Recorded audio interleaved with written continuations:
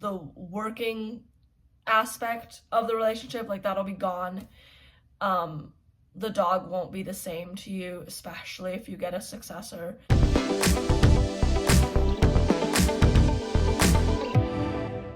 Hey guys, it's Hope. Welcome back to my YouTube channel. Today, we're going to talk about something a little different.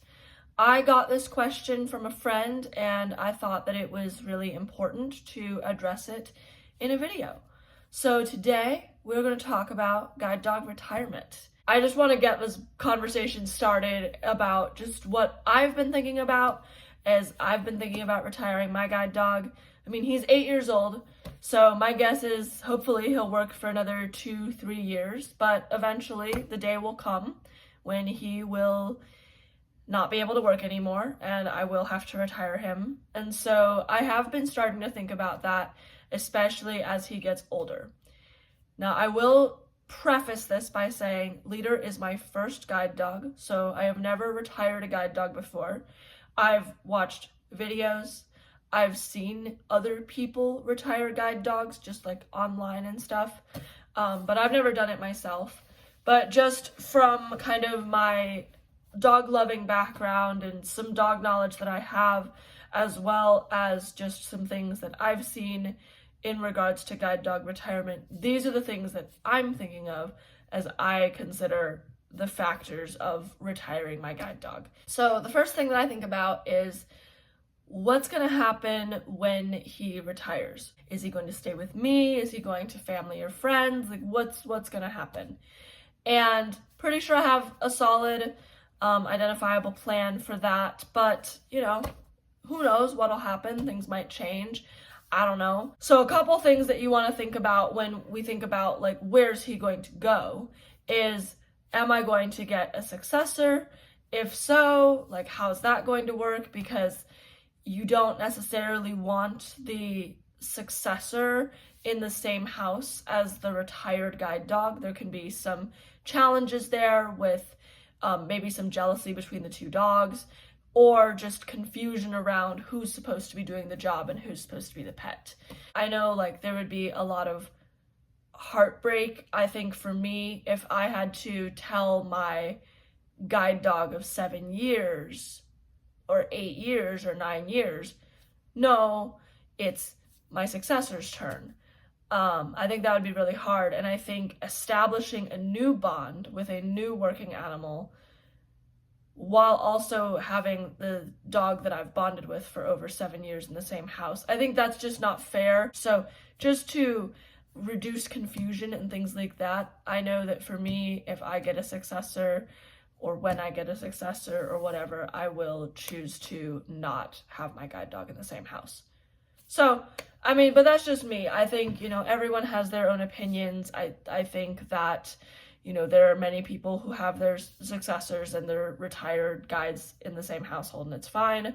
Some people do, some people don't. It just depends on how you feel and what you are deciding to do. Number two, which I kind of touched on already, is, are you going to get a successor? In my situation, I think the answer is yes. I've worked a guide dog now for over 6 years. I can't imagine myself going back to the white cane.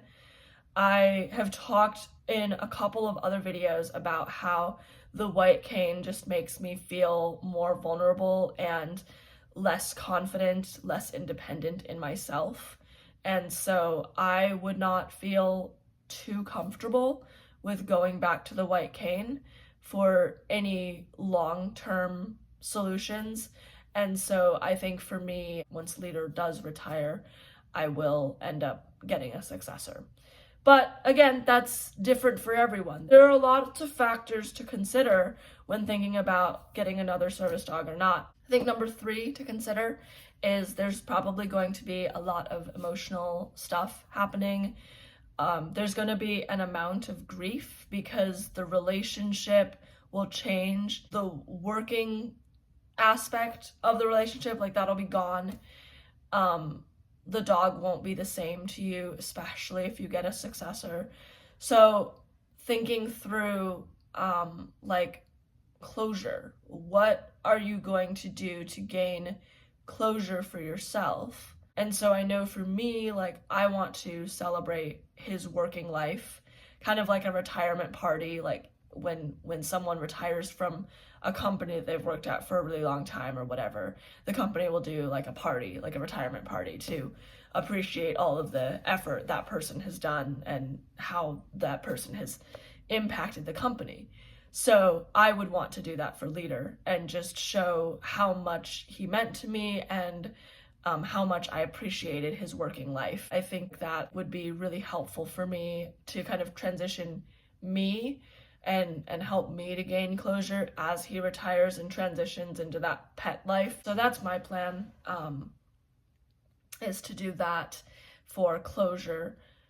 But again, just like with everything else that I've said, everyone has different opinions, different thoughts on what would work for them. So, what works for you, what's best for you is going to be what's important to do.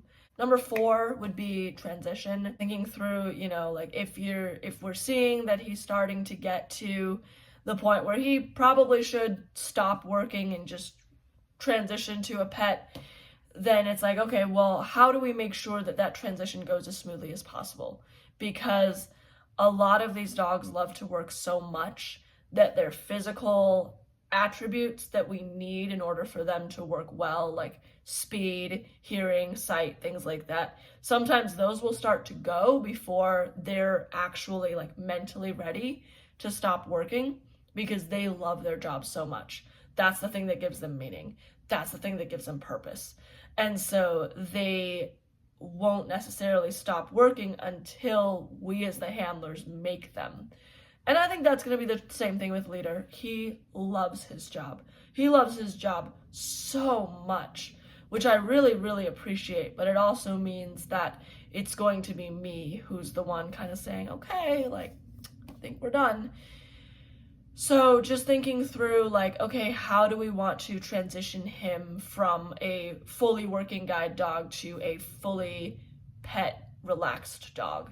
So I know for me, I think my plan would be to kind of slowly start transitioning him by maybe like leaving him home 20% of the time and taking my cane instead, and then starting to like work that up so that by the time that he gets to the date when he will actually retire, he's not surprised. He's ready for it because he's been kind of slowly de-escalating his career as he goes. So that's kind of my thoughts on that.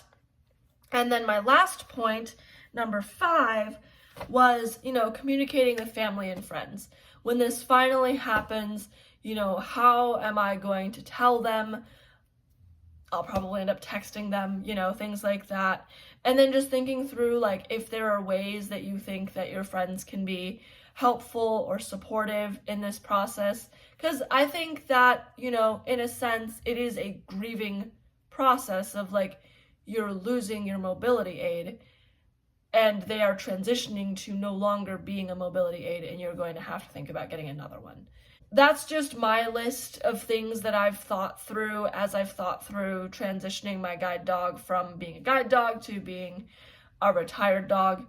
Obviously, this is something that I've thought about a lot just because I like to plan as much ahead as I can. I like to prepare as much as I can. And, again, I don't expect this to happen for a very, very long time. Hopefully 2 to 3 more years is my guess, but eventually it will happen, and the day is coming sooner rather than later for me.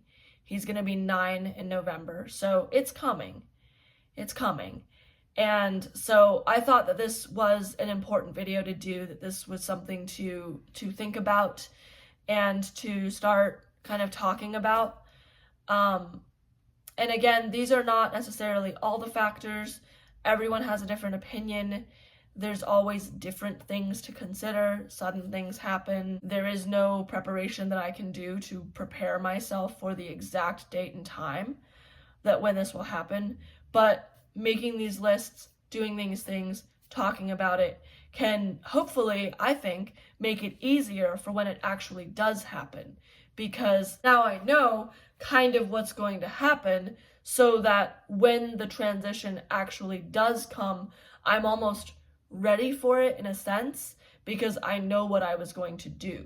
So I think that it will still come as a shock when it does happen, but it won't be as bad because I'll have stuff in place already. So I won't have to immediately be like, oh no, like what's all gonna happen? I gotta start thinking about all of this right now. Like, I almost think that it's better to have these things in place so that when it does happen, you can go through the emotions and also know that you have solid plans for the practical sides and what's going to happen and things like that.